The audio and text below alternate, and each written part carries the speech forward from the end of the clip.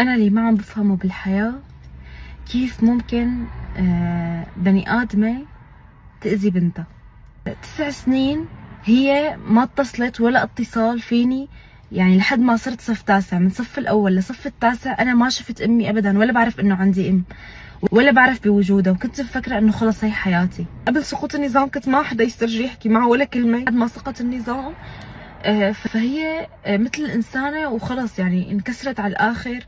يعني شي دقت لي بعد سقوط النظام قالت لي لورين أنا برادي فاضي. فأنا من يوميتها لهلا، من تقريبا سنة ونص لهلا، كل يوم كنت روح أعطيها مصاري وأغراض.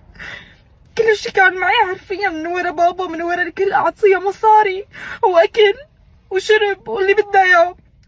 كل ما اطلع من بيتها اكون عاطيتها مصاري، معبيت لها البراد اكل، اطلع من بيتها تنشر فيديو انا اولادي كلاب، انا اولادي حقره. انا ما واجهتها انه انا بعرف الحقيقه، ما واجهتها وقلت لها انه انا بعرف انك انت مانك مريضه سرطان.